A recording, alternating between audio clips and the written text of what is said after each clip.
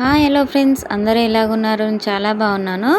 శ్రావణం స్టార్ట్ అయిపోయింది కదా. మేమైతే వేములవాడకి వెళ్ళాము. ఫస్ట్ శ్రావణ శుక్రవారం రోజు అయితే ఫస్ట్ ఒక హోటల్లో ఆగేసి టిఫిన్ అయితే చేసాము. ఇంటి దగ్గర నుంచి వచ్చే ముందు అయితే మేము ఏం తినలేదు. బోండా అయితే తీసుకున్నాము. మేము ఎలా వెళ్ళామో చెప్పలేదు కదా. మా వారైతే బండి మీదనే తీసుకెళ్లారు అంత లాంగ్ మమ్మల్ని. నేను బస్కే వెళ్దామన్నా కానీ మా వారైతే వినలేదు. ఈ డ్యామ్ అయితే చూడండి, ఒక్క చుక్క వాటర్ కూడా లేవు. అయినా వర్షాలే పడట్లేదు కదా, వాటర్ ఎక్కడి నుంచి వస్తాయి? వర్షాలు పడితే వాటర్ అనేవి వాళ్ళు రిలీజ్ చేసేవాళ్ళేమో. కరీంనగర్కి అయితే వచ్చేసాము మేము.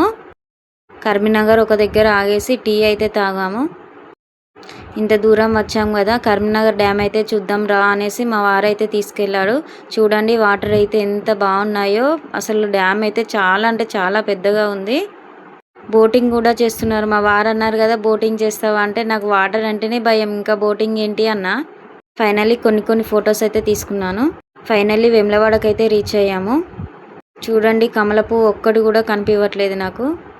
ఈ బ్రిడ్జ్ అయితే నేను చిన్నప్పటి నుంచి చూస్తున్నా. స్టార్టింగ్లోనే నాకైతే ఒక అమ్మవారు అయితే దర్శనం ఇచ్చారు, మహాంకాళి. వేణుగోపాల స్వామి టెంపుల్ కూడా వెళ్ళాము. కన్స్ట్రక్షన్ అవుతుంది కదా, మొత్తం క్లోజ్ చేశారు రేకులతోని. కన్స్ట్రక్షన్ అయితే ఇంకా కంప్లీట్ కాలేదండి. ఎక్కడి వరకు అక్కడనే ఉంది. మెల్లిమెల్లిగా అవుతుందేమో. లోపలికి అయితే మేము వెళ్ళలేదు. అదైతే మెయిన్ గేటే రేకులతో క్లోజ్ చేసింది. బద్దిపోచమ్మ టెంపుల్ కూడా బాగా కడుతున్నారు పెద్దగా. మా వారైతే కొబ్బరికాయ తీసుకున్నారు. ఇక టెంపుల్కి వెళ్ళడమే. మా వారు ఒకటి తీసుకోవాలా 2 తీసుకోవాలని అడుగుతున్నారు. నేను ఒకటి తీసుకో అని చెప్పాను. చూడండి శివుణ్ణి అయితే షిఫ్ట్ చేశారు కదా, భీమన్న టెంపుల్కి అయితే షిఫ్ట్ చేశారు. మనం దర్శనం అయితే అక్కడికి వెళ్ళే చేసుకోవాలి. ఫెసిలిటీస్ కూడా చాలా బాగా చేశారు.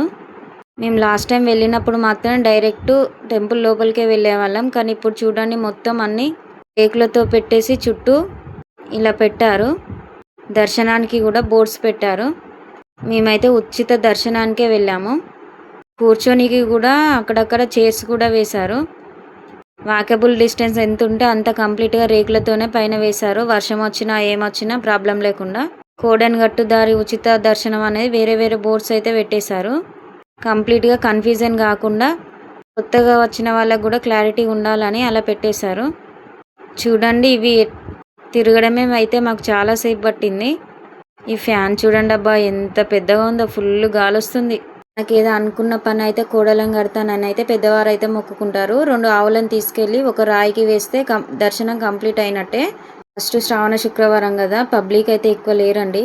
మేమైతే లోపలికి వెళ్ళాము. ఇక లోపల వీడియో తీయరు కాబట్టి తీయలేదు నేను. అమ్మవారికి చీరలు కూడా అమ్ముతున్నారు. శ్రావణ శుక్రవారం కదా, చీరలు పెడితే మంచిది అనేసి తీసుకుంటున్నారు చాలామంది. ఫైనల్లీ నేనైతే కొబ్బరికాయ అయితే కొట్టేశాను. ఈ కొబ్బరికాయ అనేది మనం కొట్టుకుంటేనే బాగుండదు. వాళ్ళు కొట్టి 10 రూపీస్ అలా అడిగితే నాకు సాటిస్ఫై కాలేదు. మా వారిని అయితే డబ్బులు అడిగితే మా వారు అయితే ఇవ్వనీకి వెళ్ళాడు 10 రూపీస్. కొంచెం ప్రసాదం కూడా తీసుకొని తీర్థం తీసుకొని వచ్చేసాడు. హనుమంతుడిని అయితే దర్శించుకోనికైతే వెళ్ళాం. చూడండి హనుమంతుడు ఎంత బాగున్నాడు. దర్శనం కంప్లీట్ అయింది కదా. ఫైనల్లీ ఓ 2-3 ఫొటోస్ అయితే దిగాము మేము. మా వారు చూడండి మా బుడ్డోడిని ఎత్తుకొని ఎలా నడుస్తున్నాడో ఫాస్ట్గా. బద్దిపోచమ్మ టెంపుల్కి అయితే వచ్చాము. ఆమెకు కూడా ఒక కొబ్బరికాయ కొడదామనేసి.